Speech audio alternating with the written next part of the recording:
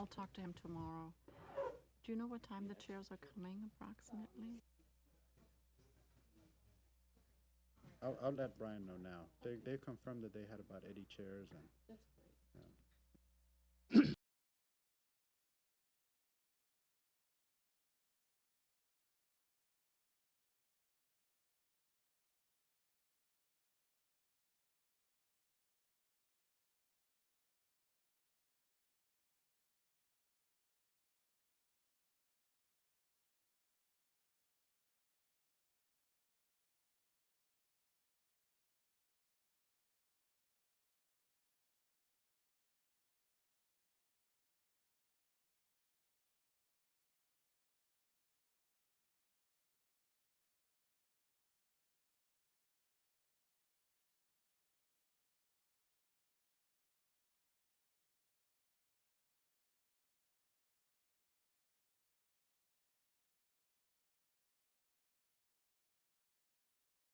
Tim?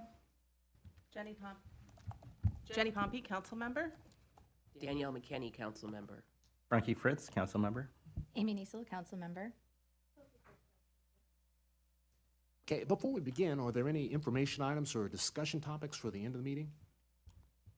I think one. Okay, I'll have one.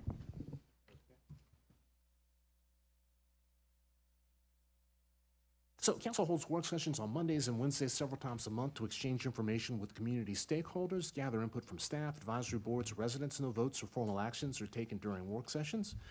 Tonight's session is open to the public, as are all council meetings except executive sessions as authorized by state law. Residents can always observe our deliberations, and we're going to pause periodically to provide opportunities for the public to comment. If you wish to speak during one of those times, if you're here in the room, just raise your hand. After being recognized, you can go to the podium. You need to state your name and provide an address for the record. And if you are on Zoom, use the Q&A tab at the bottom of your screen, or raise your virtual hand, and after being recognized, you'll need to provide a name and an address. We need that for the record, and we don't accept anonymous comments. And finally, if you are watching on cable TV or remotely on Zoom or Facebook, just send us an email. The email address is questions@greenbeltmd.gov. Please do limit your remarks to 3 minutes and address only one topic under consideration, the one that's currently under consideration, hopefully. And we ask you remain civil and avoid disparaging, questioning the motives of others in general. So we've got a interesting meeting tonight. We're meeting with the Greenbelt Board of Elections, doing a little bit of a wrap-up on the past election, and also looking forward to the discussion of changes and scenarios for the next election. But before we dive right in, I'd like to say good evening to City Manager Samaron. Good evening. Good evening, Mayor. Good evening, Council. Good evening. So we've got a full Board of Elections here with all the appointees here, except is Beth Terry, is she online by any chance? I think so. She she wasn't is. feeling well, but I think she's online. You're online. Okay. Okay. So we've got Steve and Beth and Nicole and Edith and Michael. Steve, do you want to, I've just mentioned everybody's name, but do you want to introduce yourself? Introduce the Yeah, Board of thanks. Elections? Steve Gilbert, Chair. And with me is Nicole Xiong and Edith Beecham and Michael Hartman. That's fantastic. So, as I said, the primary focus is just sort of a debrief from the Board of Elections from the past election, and also a response to planning for the next election. So, Steve, do you want to, I want to explicitly thank the Board of Elections for all of their work last year, this year, and the work to come. It can be a significant time commitment. In fact, it is a very significant time commitment, and there's not a lot of margin for error in the work that you do. So we all appreciate so much the fact that you are willing to put yourselves forward and do this work on behalf of the city. So at this time, let's go ahead and move into the discussion.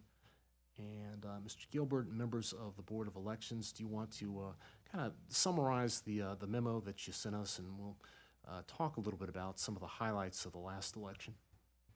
Yeah, thank you, Mr. Mayor. I'll just run through quickly the main issues, and then Nicole will talk about Clear Ballot and the experience we had with Clear Ballot and Fort Orange Press for the last election. The main thing that we noticed last November was the sharp increase in the participation.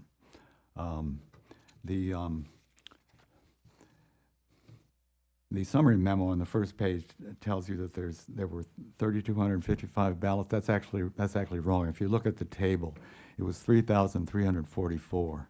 So that was a misprint.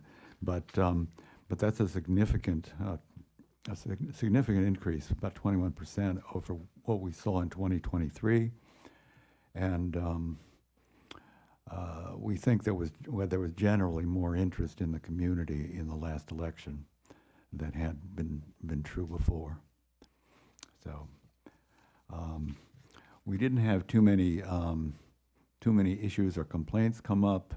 There was there's a question by one candidate about using his nickname, and ordinarily we wouldn't allow that. We wouldn't allow you to say you're Dr. So-and-so or Esquire or whatever. But the candidate explained to us, and we agreed that he could use the nickname because he didn't have a lot. He didn't have with most people that were going to support him. He didn't have a name, Mr. Lockhart. He didn't have a name that they would recognize on the ballot. So we let him call himself Coach K. There were a couple of issues with access to homes and access to a multifamily building. We got a few comments from residents that they had no solicitation signs out front, and people still knocked on the door. And we had to explain to them that the no solicitation sign doesn't have any meaning in a political context, and so you can't prevent somebody from knocking on your door just to go over campaign issues, by putting up a sign. And we had a question about access to a multifamily building where the management restricted access to residents, and in that case, we had to advise the candidate that was true. If management didn't want non-resident access, then that was the rule that would have to be followed. So that was another thing that came up.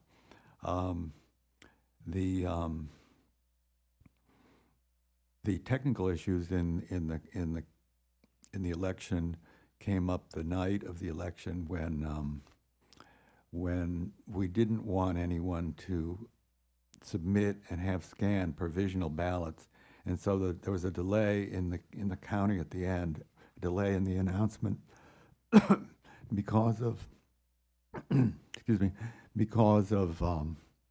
the desire we had to keep provisional ballots out of the scanning, so that was resolved. And if you have any questions about the technical issues, Nicole is better equipped than me to answer those. Curious, how many provisional ballots was it? I think it was about, I think it was on the order of 20.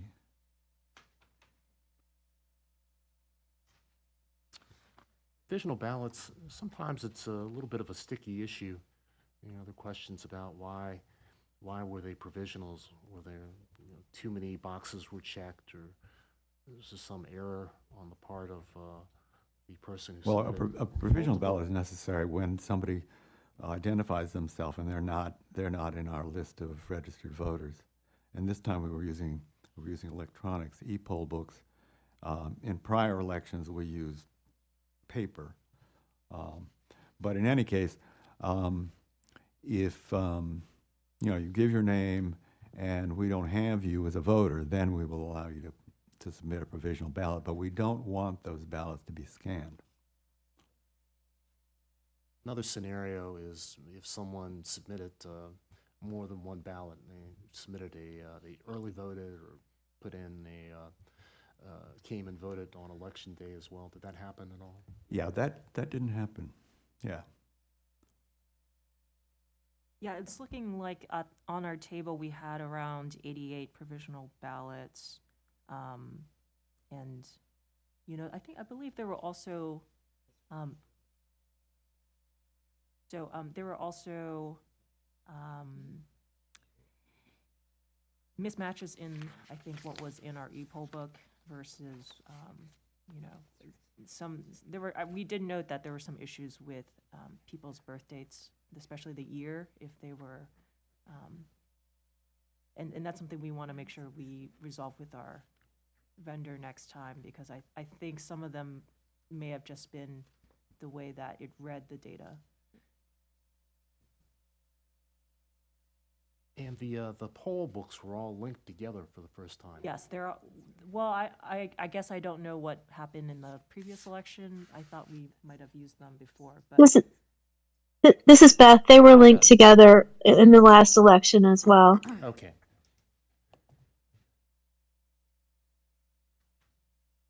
Yeah, so it's live, like if you check in, they should all get updated. I think the only one that we have manually done is for the non-citizen voting list. And I don't want to monopolize the conversation at all. What if someone came to the wrong polling place? They just voted So They were able the to vote residents can vote at any at any polling place. Right. Yes. Let's see, other questions? Guess, Go ahead. yeah, I guess one thing to ask about, because I think some of the delays you talked about was maybe due to just needing some more training for the polling judges. Can you talk a little bit more about that, about what you plan to do for improved training for next time? So one of the things that we talked about was having a separate training for the what we call the election judge, who's supposed to be kind of the leader of a specific precinct, and to go over with them so that they have more details. And then on the general election poll worker training, they can help lead that as well. So they'll have maybe a little bit more exposure to it prior to the election. I think the other thing that we wanted to explore was technological changes. So we were talking with our vendor Clear Ballot, who helps us design the ballots and the templates that we use. And they did mention that it could be possible to prevent, if someone had a provisional ballot that was marked, that if they scanned it at the poll place, that it wouldn't be counted or it would be spit back out. So there are some things we can do with the template if they are given a provisional ballot that we could maybe prevent. I think other things that we've also brought up were maybe better color-coded folders just for more visual awareness in the polling place, which is something that we know the county does as well. With the judges, how many judges or election workers do we have this year? And I know recruiting, it was actually, during COVID, it was very, very difficult. We lost some of the long-time election workers at the polling places. Yeah, there's supposed to be one judge at each polling place of the five places. And the election judge, quote unquote, is supposed to supervise the voter activities at that polling place. Our biggest polling place is usually community center, and Michael, you were there. How many people were roughly there? Probably like.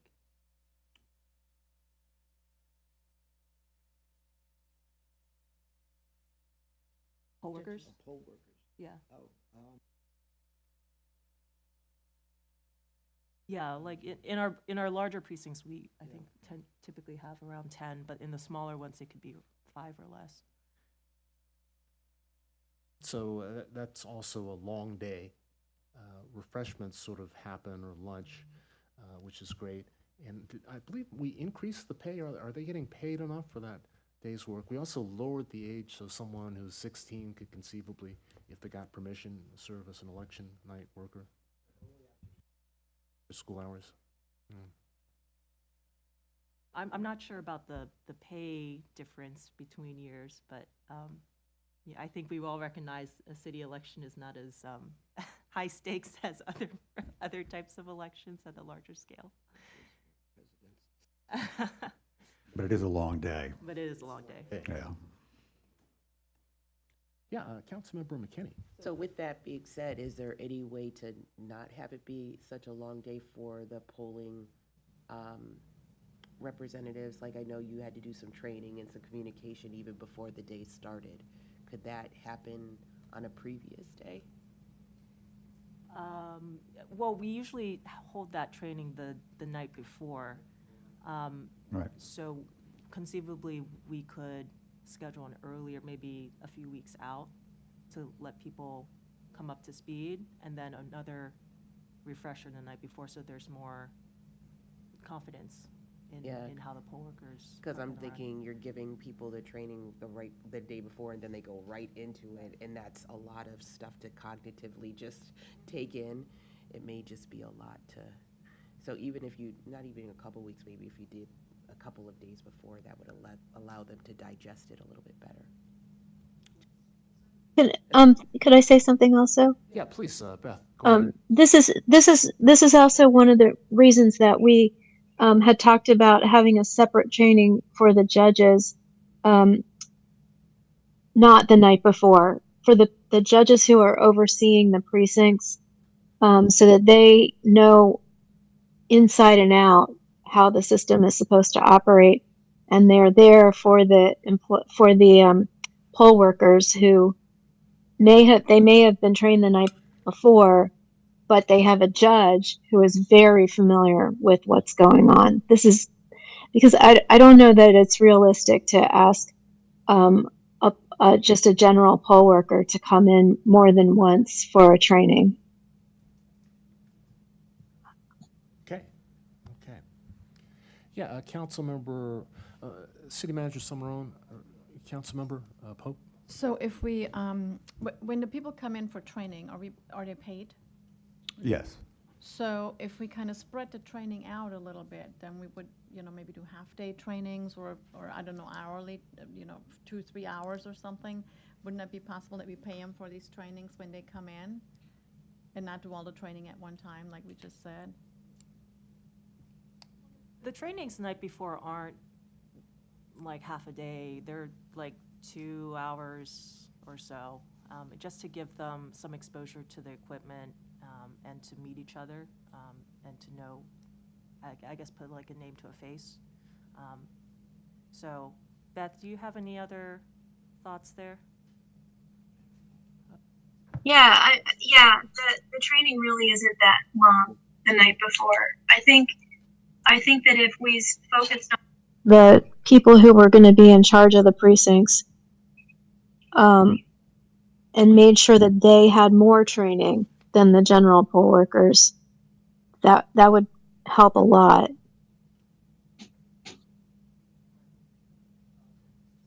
Yeah, because assuming that we'll be doing ranked choice voting, it will require additional training for the poll workers to be able to explain not only the process, but perhaps even some of the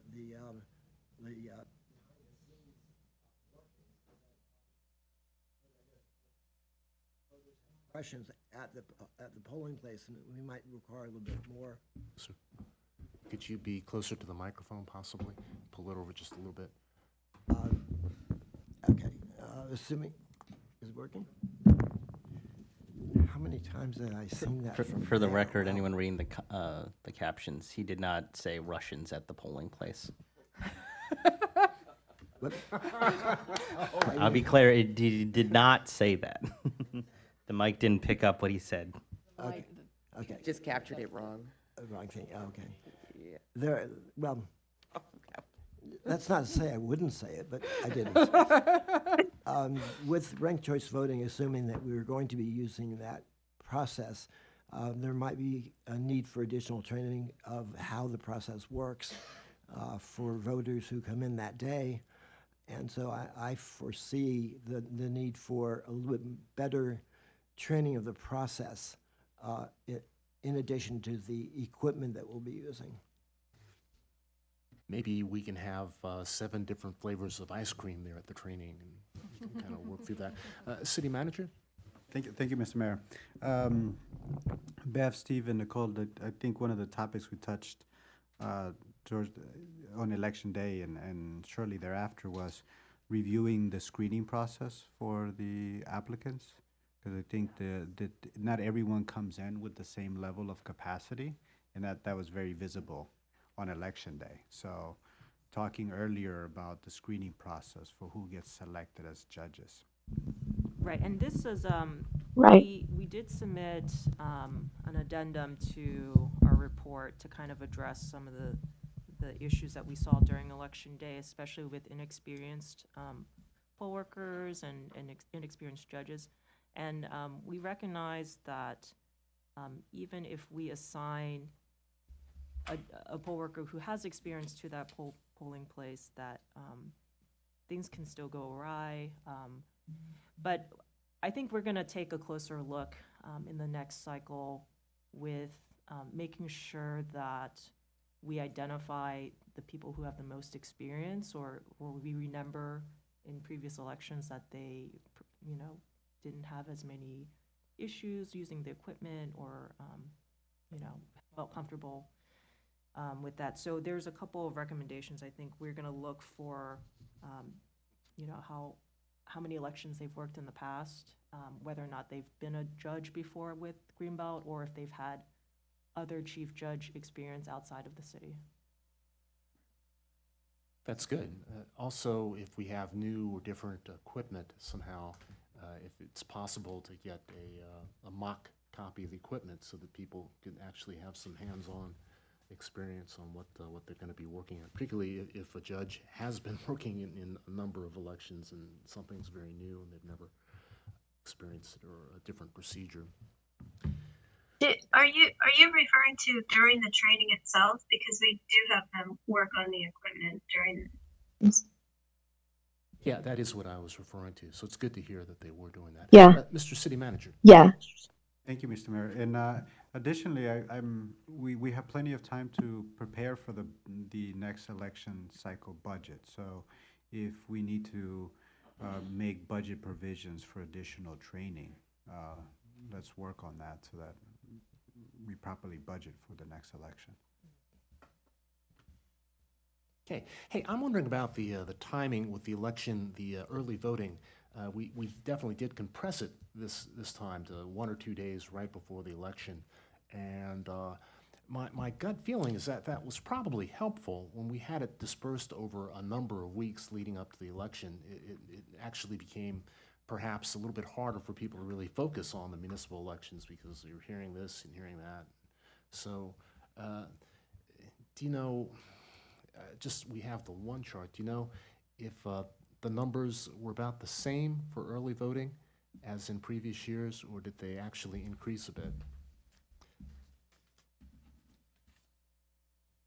We have the numbers for that here today, but I will say, having worked the last early vote for the city, it didn't feel like it was overwhelming at any point. So I think that having compressed that time period, it was probably still very manageable for most locations. So personally, I think compressing it, I think that's a good, I wouldn't want to change the time frame for early voting. Any other comments from council about early voting or mail-in voting, or just in terms of what happened in the last election cycle? Mayor Pro Tem? Well, not in terms of the last election cycle, but I do think something that I know that we've asked you to look at after we get through the ranked choice voting is the idea of mailing a ballot to everybody. And I think that will help both with turnout. I think it's been shown to increase turnout substantially, but also with the new form of voting, with ranked choice voting, I think that will give people more time they can sit with the ballot and figure it out on their own time, and then still have the opportunity if they want to come in, and if they don't understand something, but have some opportunity to come into the polls. But I'm hoping that that's something that may help both increase turnout and also make it a little bit easier for people to have the time to sit with the ballot, and not feel like they have to just rush and do it just on the day of the election. Yeah, that did come up before the council, whether to have the ballot mailed out to everybody or whether to have the applications mailed out to everybody and have people apply for a ballot. And the council's prior vote was to do it by application. But I agree with your comment that that mailing it to everybody is probably preferable. Mm-hmm. Yeah. I think the two-step process doesn't seem necessary to me personally. One thing that I would say that we will have to wrestle with is that the list that we get from the county does not get it's we get back about half of the mailings that we send out. I mean, it might be a little bit less than that, but we get back, maybe it's a third, but we get back a tremendous number of returned mail when we send out the applications to every single voter. And it's because people aren't there anymore and the county does not edit the list in any way. So, and I personally have experienced difficulty of trying to get someone off the list when they've passed away. And it's a difficult thing to do, which I did for 2 people in my family. And I'm imagining most people probably just don't even do it. So that is something that if Greenbelt kept its own voter list, well, I don't know. That's another topic to think about, but it's just something to consider. Going to go to Ms. Pope in just a second. But with the mail-in votes, so when the Postal Service returns the application, some of them have a new address, others just say that they aren't deliverable. How did we handle that? That comes to our office. So anyone who has a forwarding address, the USPS forwards that mailing to forwarding address. We get back mail that's undeliverable. So Return mail. If the person's moved out of state, it's still, the Postal Service would mail the ballot to the person out of state. They would have to have mail forwarding. Ms. Pope? Yeah, so that was my question too. So the voting registration lists that we get from the county, they're not purged on a regular basis. So there's a lot of old or dead addresses, wrong addresses, and so that's why I prefer to send an application, and then if that person still is at that address or is still alive, and they can then request their ballot. Because if you send ballots out, how do you know who is sending this ballot back? There's no way of proving that the ballot who it was intended for has signed and filled out that ballot. So that's why I think that we're getting into dangerous waters with possible voter fraud. So it just makes me a little bit uncomfortable. I know it's easier to send everybody a ballot. I understand that.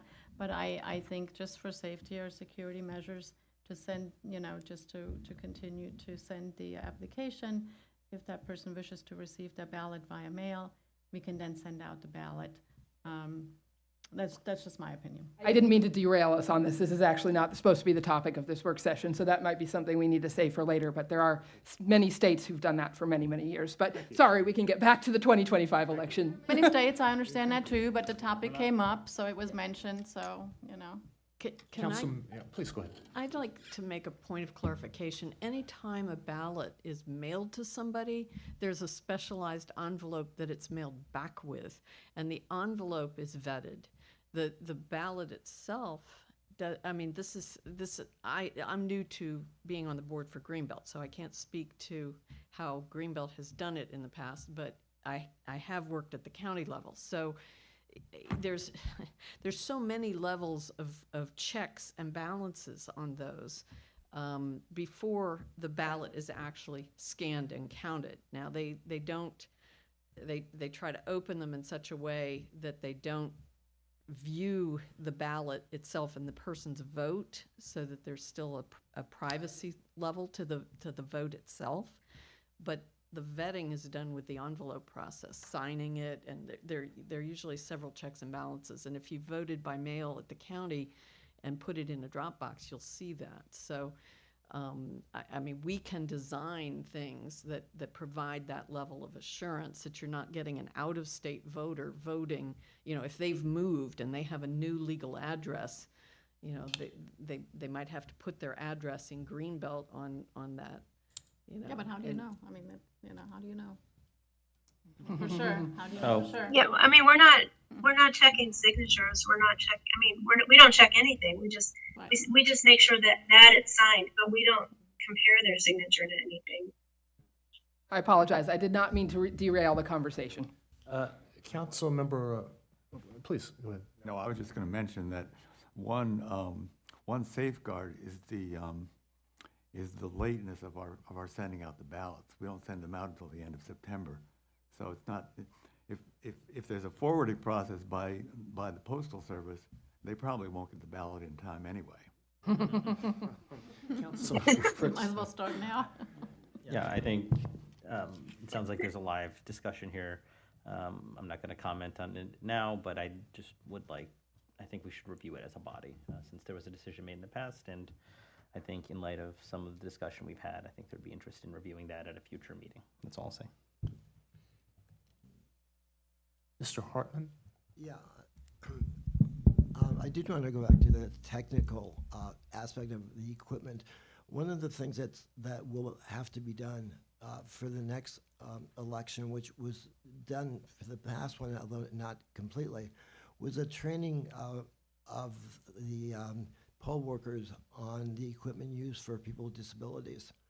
And, you know, I think that we could do a better job in training all of the poll workers, and not just like one in a team.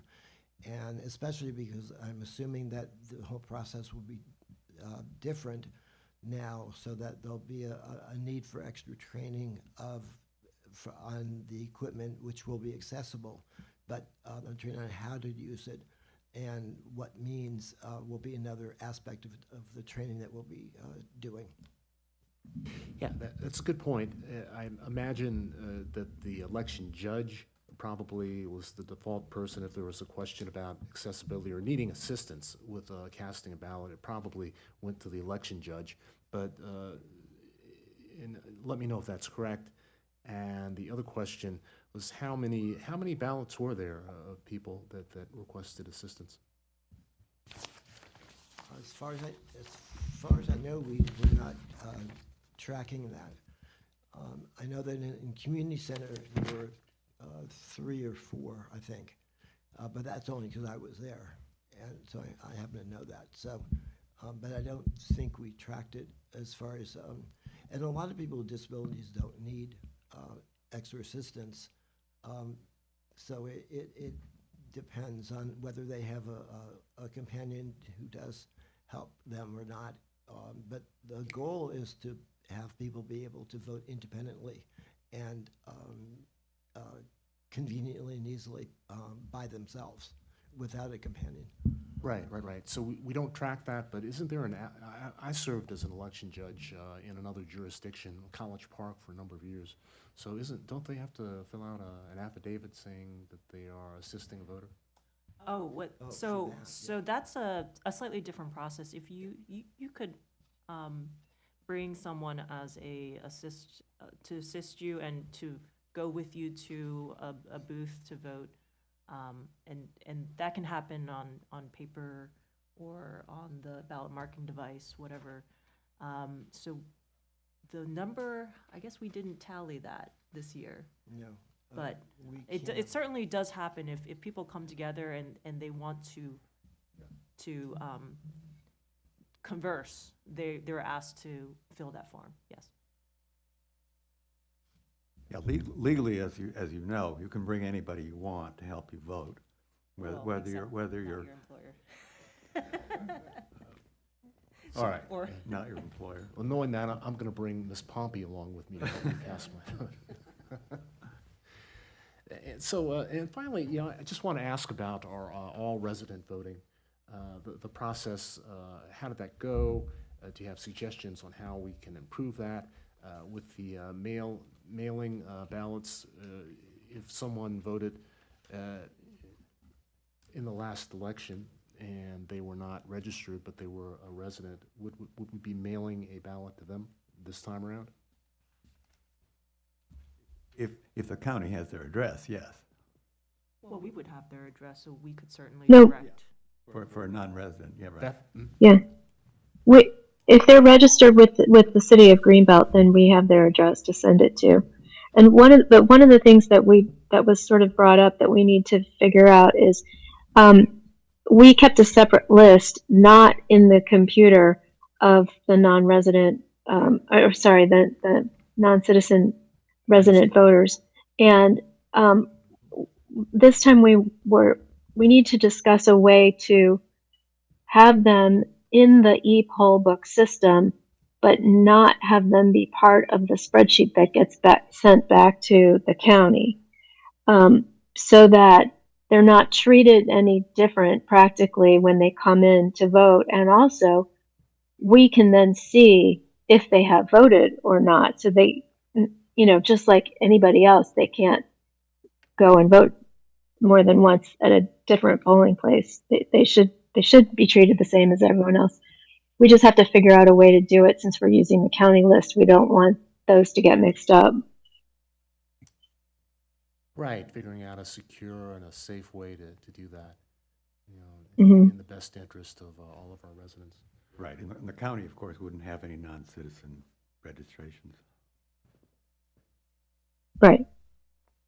But the point is that Bonita has to send that list back to the county at the end of our election. And so we don't want our non-citizen voters to get sent back to the county on that list. It wouldn't meet the requirements of the county, perhaps. So, council, other questions? We're sort of covering the way the agenda was laid out. First, presentation, then we're going to discuss that. So it seems like we've asked a number of questions. Are there some questions that the board would like to ask us about, the outcome of the last election? Questions for council? Happy with the results? Well, I mean, we're the ones sitting here, so you may. Right, you owe us a lot. And you said there were a couple of questions from candidates during the process. Were those resolved, those were resolved prior to the election, and there was no, the process for that kind of an appeal to the Board of Elections? How, can you remind me of what that process is? If a candidate has a question or a concern, they would pose that to the city clerk or to the Board of Elections? Yes, they have to do that in writing. I think it's 10 days or something. And the clerk presents it to the board takes a vote, and the aggrieved candidate or other person, anybody can be aggrieved. I mean, you can be a voter or a candidate. An aggrieved person has a right then to go to the circuit court. Okay. And that didn't happen? No. Okay. So, and last but not least, the training for council for candidates. It was the first time we did that. There was a couple of bumps. You wanted to try anything different with that? There's still some inconsistency in the reporting. I know that the Board of Elections is not responsible for vetting that information. Well, that's a really important part to me because as a bookkeeper, that's my thing. And I have some ideas for ways to make the training even better next time. So, because we did the training, and I think some people, some candidates were better than others at noting the procedures and following the procedures, and but I'm thinking of ways to make it even better. Very good, very good. I think that's helpful for the new candidate. It's helpful for everybody. Mayor Pro Tem? Would it be helpful to include some of these other things like that you talked about in terms of some of the other issues with, rules about different multifamily apartment complexes or things like that, and then make it more, broader than just a financial reporting training? That's a good idea. Beth, how long was the training that, because I wasn't there for that, how long was it, an hour for just the financial stuff? Do you guys remember? I think it was about an hour. But those who were there, do you remember how long it was? Oh, it seemed like it was longer than that. It seemed like it was 2 or 3 hours. I don't think it was very long. No. I think it was an hour No. or less. Okay, okay. It was short. Yes, my, Was it that bad? It seemed like it went on forever. Just kidding. yeah, I would just, as long as we could keep it within an hour and a half, I think we could expand it, but do you feel that there is a need for that as well? I really don't. Perhaps if there was a written module or something, or just, I know there are already instructions, but if there was some sort of a webinar or something that candidates could and treasurers could take before and then follow up with a live or in-person, like a 2-segment kind of an arrangement might be more helpful for people, candidates and treasurers that have questions. Yeah, although. Well, one of the ideas that I had was to once I go over how to fill out the forms, to present forms and say, okay, what's wrong with this, and ask everyone to participate in that. Put a lot of different kinds of examples of things that get done incorrectly. It's a good idea. I'm not sure if this is done or not, but it would seem to me that the treasurer is the most important person to get appropriate training, and that if those trainings for the treasurers were mandatory, I don't know whether we can do that or not. And this is me talking, and we haven't talked about it at all. No, we did talk about it when you weren't there. Oh, okay, And- well. And we do want to train the treasurer separately. Oh, okay. And I would say it depends, some candidates are very hands-on with filling out the information, and the treasurers who are very experienced, or scrutinize what's been put down very, very closely. So it just depends. Let's see, I think I saw a hand up. Anybody online? No? Mr. Orleans, you had a question or comment?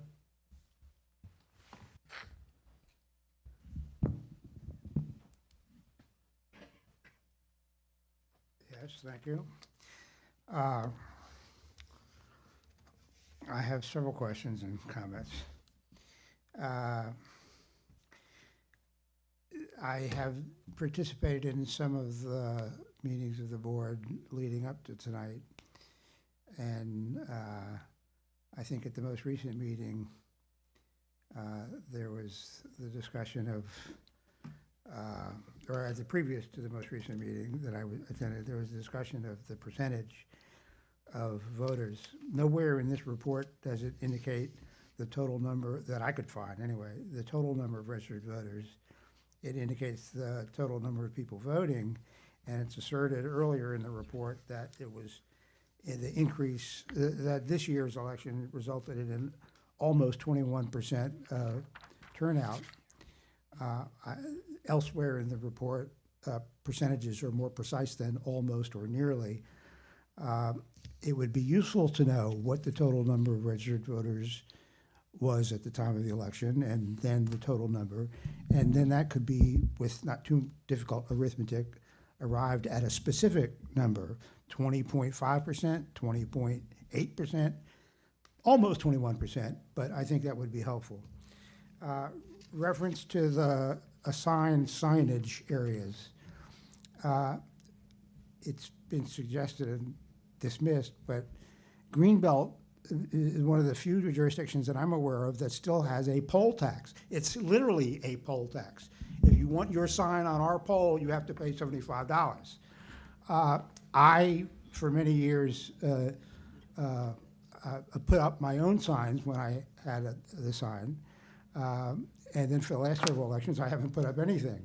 Although on one occasion, my space was utilized by an organization to advocate for an issue which I supported, and I informed them that by Greenbelt code, they would have to pay the $75, which they did, and the space was utilized. I don't really understand why Greenbelt insists on requiring candidates to pay $75 for the common signage. The candidates could either put up their sign themselves, or Public Works could put it up as a measure of encouraging people to be better informed in the election. I have a specific question. I'm running probably out of time, so I have a specific question on, which I did not hear discussed in any of the board meetings that I attended, on the form. Would you like to, counsel, would you like to allow Mr. Orleans with some additional time? I'm not at 3 minutes yet. I know, but you're about to be, so I thought I'd ask proactively. Go ahead. It gets about 10 extra seconds now. The number of ballots cast in precinct 3 was one more than the total number of check-ins.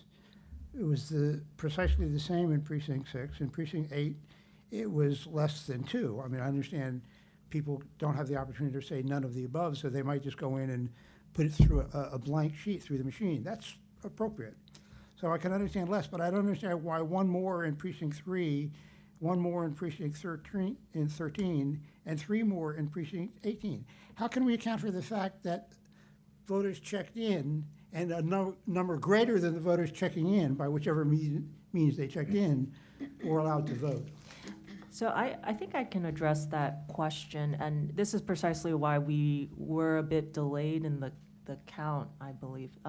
We were alerted that there were several provisional ballots that got scanned at the polling place. So that means that they potentially had not checked, were not found in the check-in process, so they weren't counted as a check-in, but they did fill out what was a provisional ballot, and if that ballot was then scanned, we did recognize that there may have been a couple that got through, but no more than, the 5 or so that you might have noted in the difference in the number, not enough to impact the overall result.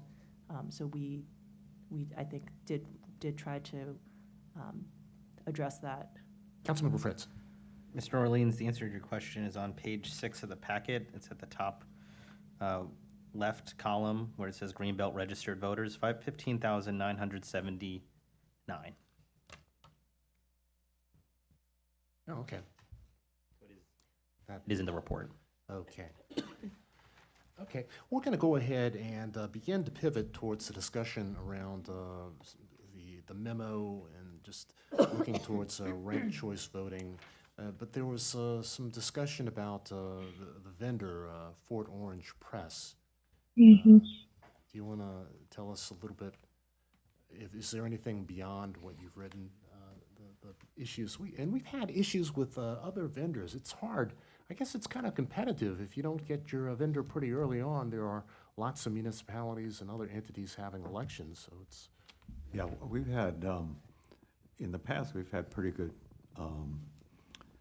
results from Fort Orange. And this past time, for the first time, it may just be a difference in personnel handling our account, that the things got, they weren't they weren't prepared on time, and they weren't mailed out in time. Yeah. In 2023 we had a great that was our first year using them, and we had a great experience with them. And they gave Bonita a timeline. They called it an E- timeline, where you start with the election day and move backwards to figure out when different milestones need to be met. And they were very effective. This year, or in 2025, it was the opposite. They were completely disorganized, and it was different people that we were working with at that company. So I'm not really sure what happened, but I don't think we want to use them again. Understood, understood. So let's go ahead and begin to pivot. Do you want to talk about the timeline? I guess choosing a vendor is something that happens early on. But first, Councilmember, please. Ask one more question to follow up with the vendor. If we do use them again, is it possible to add into the contract some stipulations if they're not meeting the timeline that we need them to? That seems like a contractual issue, and that we should not be paying them for the money that we are owing them if they're not meeting the requirements of the contract. So I don't know if that can be built in. It should go into the contract from whomever we use moving forward.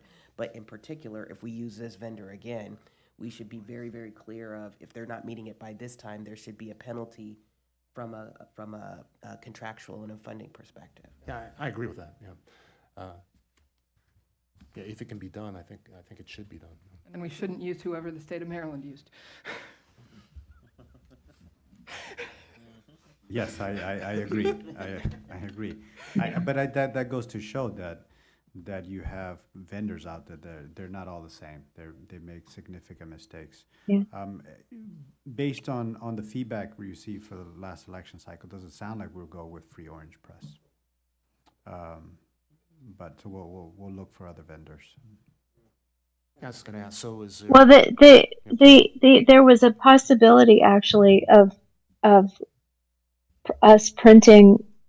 We're looking at print on demand options as well. That way, we would still need Fort Orange or a vendor to print mail-in ballots, but not in-person ballots.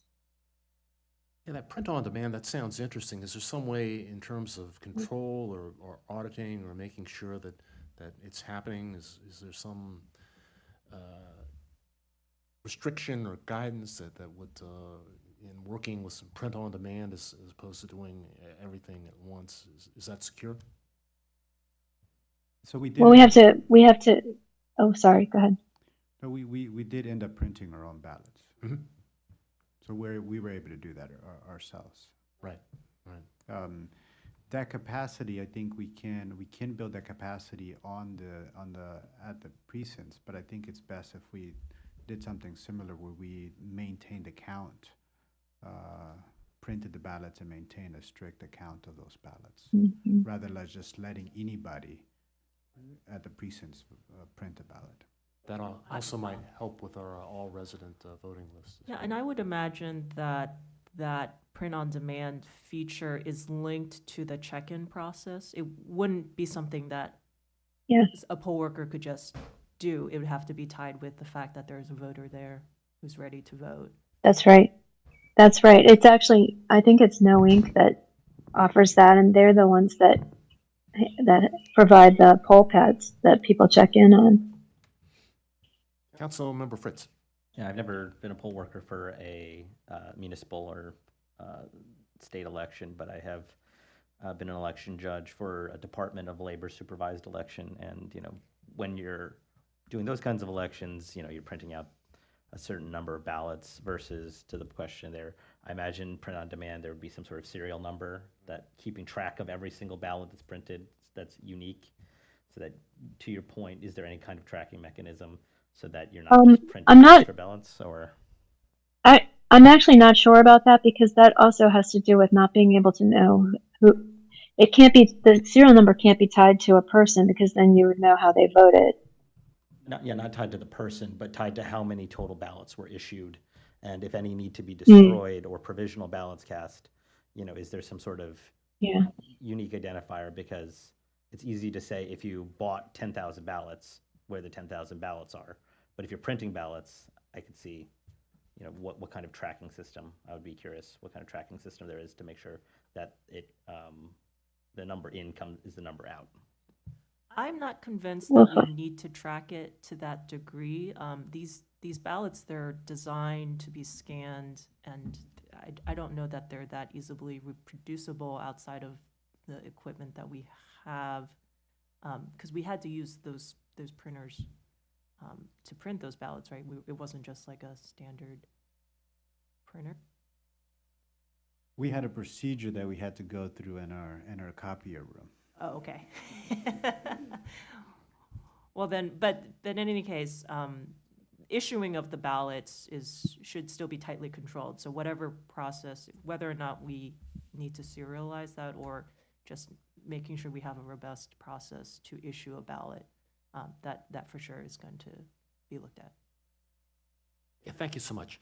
Hey, this time, let's go ahead and pivot to the discussion on the Board of Elections memo regarding ranked choice voting and other matters.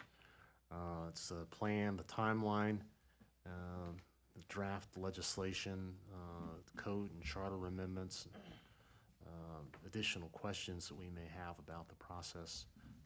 Steve or Nicole or Yeah, Beth or Gordon? I was sort of tasked with coming up with a draft, and we're almost done with that. We looked at how they do it in Cambridge, Massachusetts, and a couple of other places, and decided to keep it as simple as possible.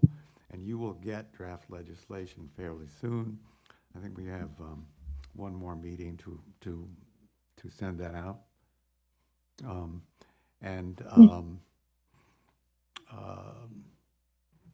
Basically, the way it will work is the simplest type you can think of, which is to say, in every round of vote counting, you look at the highest total for the number ones in the first round, and then if somebody reaches the election threshold, then they come off the candidate list, and we move on to others. And you don't get, as a candidate, you don't get taken off unless there's a round that has no one reaching the election threshold. You know, we have somebody comes in last, so that person will be eliminated, if that makes sense. What was that election threshold again? The election threshold is the amount you have to get in order to be elected. And in Section 31 of Charter, the way it is now, as you know, that's 40%. And with ranked choice, the number is the number of candidates, the number of offices to be filled, 7 plus 1, into 100. So it's 12.5, which sounds like a fairly low number, and you know, compared to 40%, but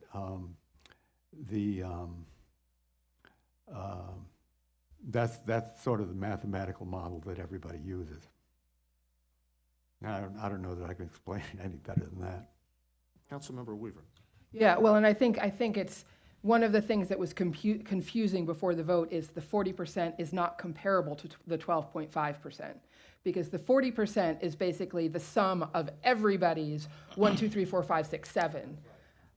Whereas the 12% is only one, like everybody's first choice ranking. So I think we should be very careful about making that comparison, because they are not counting votes the same way. 40% is counting 40% of all of the votes cast. 12.5% is counting each person's top vote at a time. So I just want to be careful of that, because that caused confusion. Councilmember Fritz. And one of the benefits of ranked choice voting in multi-candidate elections is it does allow for a degree of proportionality as well. So that threshold, you know, if it's 12% for us and someone gets 20% of the first choice ballots, it's clear that a large proportion of the population put that person as their first choice, right? So that person is automatically elected and they don't need to go to future rounds. And that's kind of what that threshold means. It's not saying that, because the 40% is about people who have 7 votes and all those votes are weighted equally. In ranked choice, your first choice is not, there's no mathematical value for any subsequent vote once that person has been elected. Right, and as you know, once you reach the election threshold as a candidate, the excess Redistributed. is redistributed Yeah. by formula, Right. right? Okay, so in terms, so the legislation is coming soon. Although at this point, we do have plenty of time to get this in place. So what is can you kind of walk us through the timeline, what you're, you probably haven't got it completely worked out yet, but what's the rough timeline of events that need to happen between now and next election? Your request was to have something to you by the end of July, and we will have it far ahead of that time. And I'm sure it will require a work session or two to go through the draft and what it is in the draft you like and what you don't like and so forth. So yeah, we haven't looked at a timeline other than you will get our first draft very soon. It's great, because it's not just council, it's the public, that needs to kind of look and weigh in and opine. That's right, that's right, and they have to be educated. We're hopeful that, the explanation that you already have articulated tonight is enough for most voters. In other words, you get a ballot, and you just rank your choices from 1 through 7, or however many you vote for. I think that the great majority of voters will not vote for 7. They'll pick 4 or 5 and stop. And that's the way it has worked in the past. So, Right, right. Councilmember Pompey. I was just gonna say, I assume that once we actually have the legislation in hand, we'll be able to figure out a timeline based on that, based on like, if we send it back to you for changes and all of that. So I think what the mayor's referring to is like, time for passing new ordinances and changing the charter and all of that. Right. But I think we have to actually have the legislation in hand before we can work forwards or backwards or whatever we are from there. Yeah, what we did was just draft the code the way we think it should be, and that has to be translated into an ordinance for the code amendments, chapter 8, and then a resolution to change the charter. But I was asking more broadly, just in terms of looking for vendors and other things that have to happen, because some of them probably do need to happen this year at some point before 2027. Mayor Pro Tem. Well, I was going to say, I pulled up the recommendations for a timeline from Ranked Choice Voting Maryland, and they suggested that by late 2026 to develop the RCV information page and education campaign and do the translation of materials into additional languages as needed, and then early 2027 to launch the voter outreach and education, because it is going to be something new. I think we should watch very carefully how it happens in Washington, D.C., and learn some lessons from them. And then their suggestion is by mid-2027 to conduct voting equipment and tabulation, logic, and accuracy testing, and 60 days prior to the election, determine final ballot design based on candidate certification. Now, the Board of Elections may have slight tweaks to that based on their experience, but that was Ranked Choice Voting Maryland's sort of recommended timeline. And I believe they already confirmed that that our current, the vendor that we have used before, whose name I've just immediately forgotten, was it Clear Ballot? Clear Ballot? Can accommodate Clear Ballot. Ranked Choice Voting tabulation. Yes. Yes. We had, actually, prior to the last cycle, we asked about that because we knew that was a possibility, and they had reassured us that they had conducted ranked choice voting in other places. So we can certainly discuss that with them. I guess to the question of a broader timeline, once something is finalized by the charter and the code, then I think we'll be able to really dive into the educational material that's needed. We do intend on using the money that was budgeted for this coming fiscal year for the educational material, most likely sending out some kind of flyer so that people are informed, as well as using other communication, print, and electronic means that we have available to us. Councilmember Fritz. Just to the point about the Washington DC's experience, I've talked to some campaigns and they don't expect any second round votes to be tabulated on election night on the 16th. So it'll be an exciting, and perhaps if there's some close races, there might be a lot of attention because of how drawn out the tabulation is, especially for that first election. Now, I'm not saying it's right or wrong that they're doing that, but I think candidates have been told don't expect second round to be calculated on election night. They are counting a lot more votes than we are, though. Definitely. They're definitely doing a lot more they have a lot more rules, and they have a lot more mail-in votes and things like that they have to tabulate, I think, before they even start with the second round count. It's going to be interesting. I have seen a lot of education pieces, billboards on buses and signs and everything else. I'm sure that for the individual voters are receiving information, probably from the candidates as well as from the city. Council, are there some other topics? Mr. City Manager, you have some questions or thoughts? No, I watched an ad where DC candidates, their strategy was vote number one and only one. So it sounds like bullet voting. That's not the way ranked choice voting is supposed to work.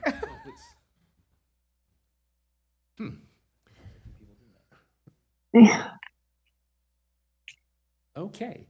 Well, I think we've covered pretty much everything tonight. I want to to thank you sincerely for the work that you're doing, the additional work that the team Board of Elections is carrying out. It's a heavy lift, but I think you're being very, very proactive in the way that you're approaching the issues. And the team part, it seems like you've got a pretty good team together. So You're full now, right? You have a full Board of Elections. Yes, 7. Yeah, congratulations, that's exciting. You guys have a lot of work to do, so glad you have enough people to share the load. Right. We're really glad too. yeah, I was about to say, sometimes when you're coming in on Zoom, it's a little, Beth, is there anything you'd like to add since you're not in the room? Sometimes it's a little harder to get a word in on Zoom. Any thoughts you need to share? Oh, I don't have a problem breaking in when I need to.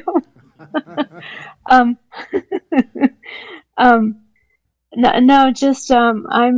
really, really grateful to the new people who have joined the board.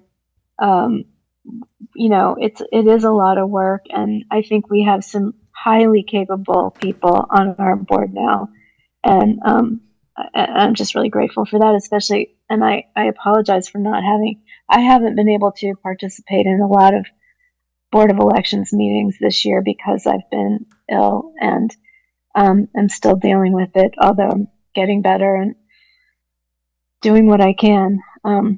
Anyway, I'm grateful that we have new people on our board. Okay. Well, thank you so much, Board of Elections. Keep up the good work. Is there a hand or is there somebody online? I'm sorry, Councilmember Pope. I just wanted to thank you to all of you as well, and Beth, especially to you. You're very patient, and thank you for taking our phone calls when we have questions and being so kind. So thank you very much. We do You're have welcome. one hand raised. It's Jay Davis. Oh, okay. Let's see. Jay Davis, are you there? Yes, I am. Well, good evening. Go ahead and pose your question. Oh, it's not a question. I just wanted to say on behalf of the Charter Review Committee Task Force, I want to thank the Board of Elections and members that have participated in that discussion. They are not only working on what the council has asked them to do as far as referrals, they are also trying to figure out how to work with the charter and the questions that the Charter Review Committee came up with. So they're doing double duty, and especially in an off year, that's asking quite a bit. So I want to thank them personally. Okay. Well, you've heard from all of us. Thank you. Keep up the good work. And a little round of applause, maybe. So let's go ahead, and I guess we're going to move to information items. Is that right? Okay. Free to stay, but you're also free to go. Thank you all so much. Thank you for being here. Bye. Nice to see you all.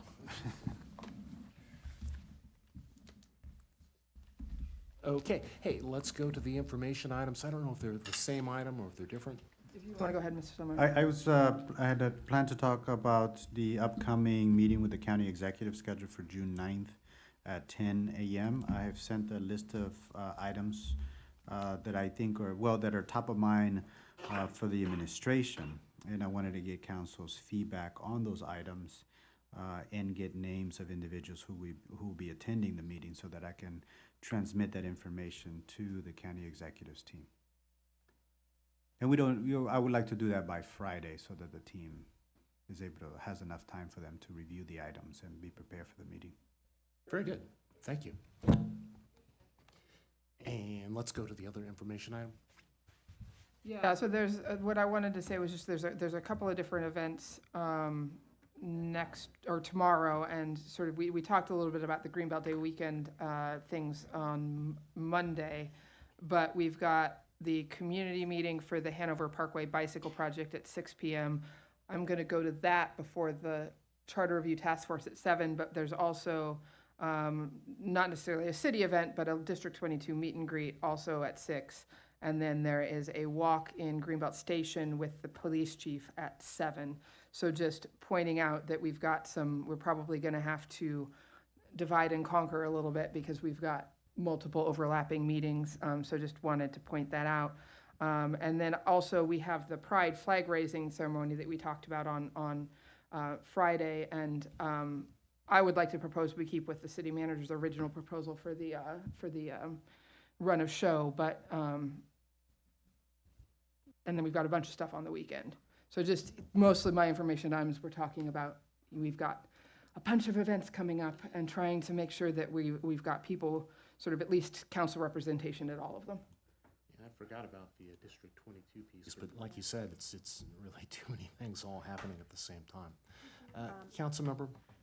I'm planning on going to the District 22 meet and greet and then popping over to the safety walk. That's my plan because I just can't see being able to do more than two things because they're all so close together. And I'm also fine with just keeping the original run of show for Friday. I don't think there needs to be any.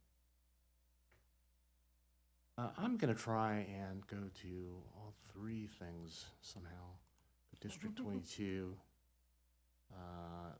So the walk with the chief, is that separate than meet with the police chief at Indian Creek?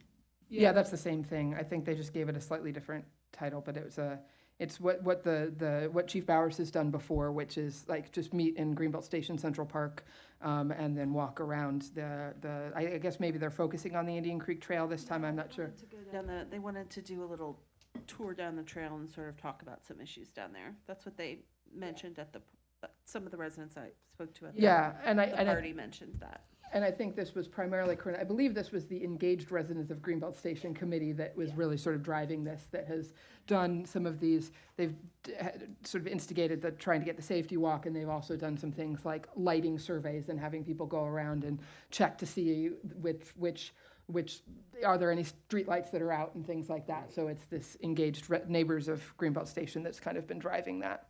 And how not to get your car towed. Well, I was going to say, yes, Ms. Pope, make sure that you park on the park, Greenbelt Station Parkway, Streambank Lane, or the streets by the park.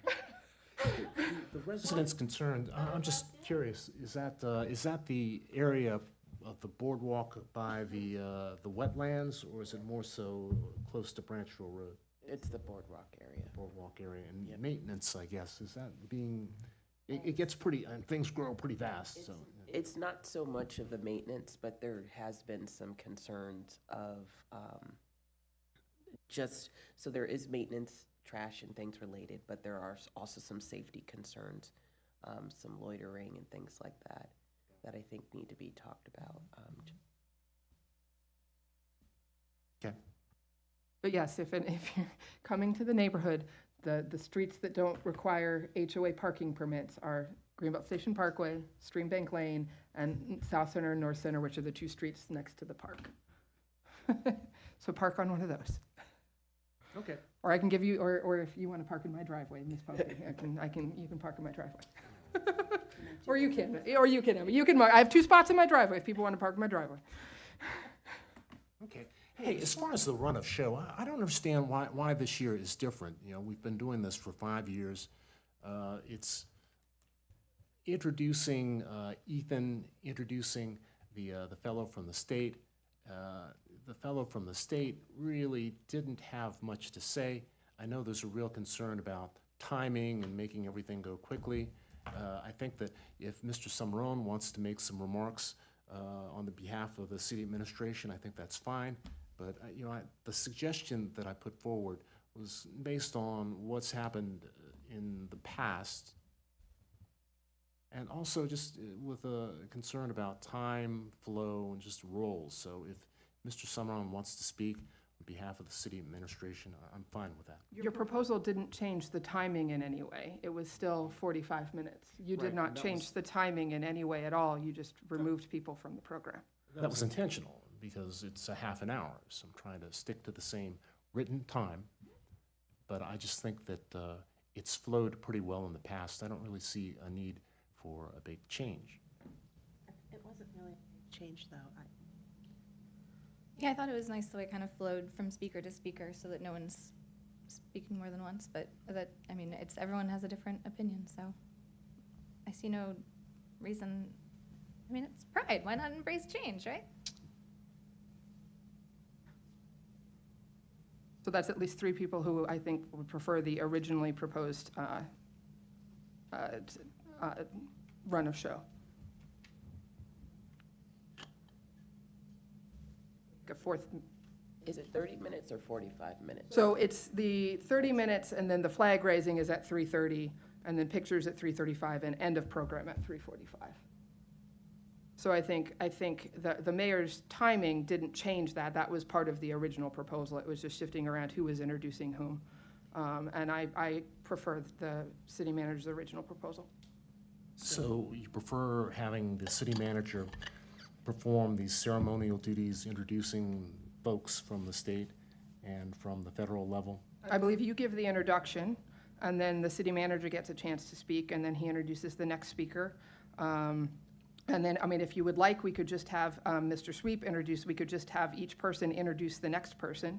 I believe you already have a second time on there that you do the moment of silence for Councilmember Gordon.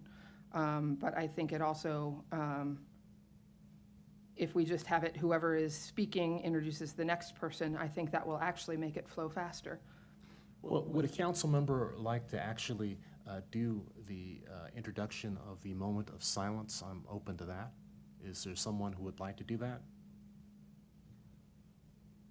I mean, I'm happy to do that. Why don't you go ahead and do that? So that would be, that. Okay, so you want to eliminate the introductions, and I'll speak, and each speaker will just go into. Talking about eliminating the introductions.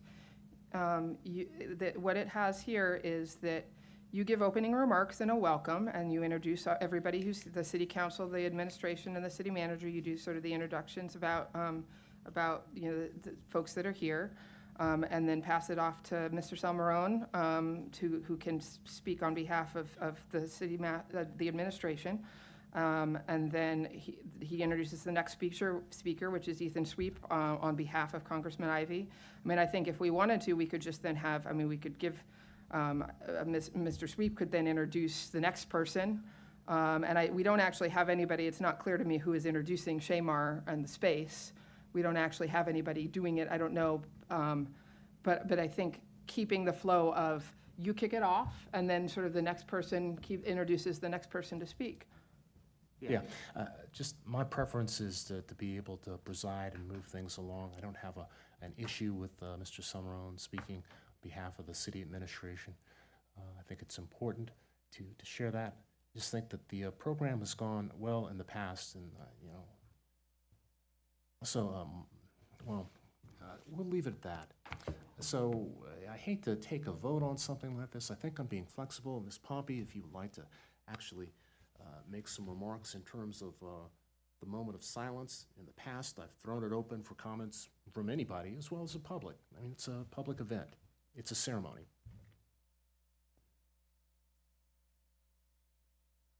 Yeah, and I think the flow works well if we have, especially if we have, are we planning to have a podium out there or no? No, there's no podium. We will have a speaker and microphone. We can set up a podium. We do have a portable podium. I don't know that we but need one. I don't- was just don't- thinking I don't of- think it's appropriate yeah. in this setting. But I was gonna say, because I think if we have a script somewhere and then whoever is, the person introduces the next person to speak. Yeah, well, I just would really prefer to have, in a ceremonial setting like this, please allow me some discretion.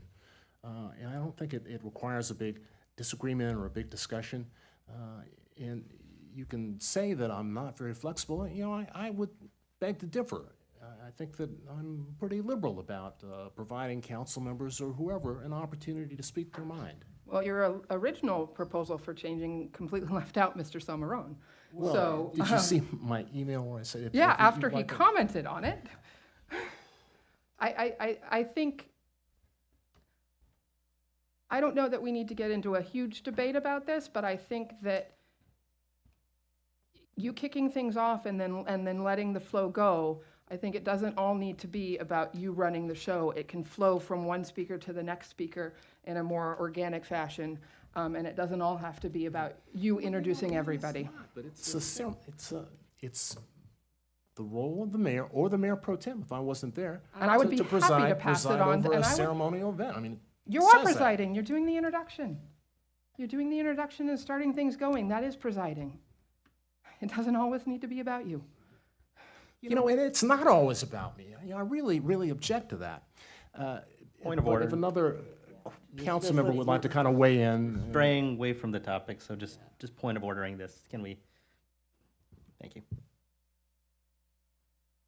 So is the decision, I'm just gonna make sure we understand, Mr. Salmarone, I believe, should still make remarks, and so I wanna make sure that there is time Yeah. in the agenda for Mr. Salmarone to make some remarks. And then Definitely. there still needs to be I'm sorry? Okay, so then there still needs to be an introduction to Shamar as well. So maybe there can be a split, do you know what I'm saying? So, so maybe, Well, would another council member like to introduce Shamar? Well, let's let Danielle finish her. So what I was gonna say is maybe there's a time you can look at the first half so that the flow still goes nicely. Mr. Salmarone is speaking, and then because he just spoke, he should do the introduction to Mr. Sweet because it's kind of a nice segue in, right? And so then I think the conversation is who then introduces the gentleman from the director of the commission. So maybe then it swings back to the mayor. So Mr. Salmarone gives his remarks, then he introduces Mr. Sweep. Then after Mr. Sweep is done, then the mayor would come back and then introduce the director of the commission and take it from there. So then it's split. I don't care that much. Mr. Sweep can actually, if we provide Mr. Sweep with that information, he can do that. I was just trying to figure out a nice flow, that's all. Appreciate that. Would a council member like to introduce Mr. Higgs? Mayor Pro Tem? I would be happy to. Okay, I also fine. think, but also another option would be if Ms. Pompey introduces Mr. Higgs, and then, the moment of silence, I think actually Shamar might really like to lead, to do the moment of silence. So maybe Ms. Pompey should introduce Mr. Higgs, and then we can ask Shamar to do the moment of silence for Rick, because I think that would be extremely appropriate. Yeah, that's fine. But just let me ask, when a run of show like this, if somebody just bounced that off of me initially, we wouldn't be having this discussion necessarily the way that it is right now. So, off of council, but please, as we plan programs, whatnot, council does have input, should. Which is what we're doing right now. Thank you so much, Mayor Pro Tem. Let's go ahead and, do you have Mr. Summerall? That's all I had. I think, did Mr. Summerall, did you already give yours? I took notes of what we'll discuss. And Thank you so much. Thank you. Well, let's go ahead and close this meeting. Thank you very much.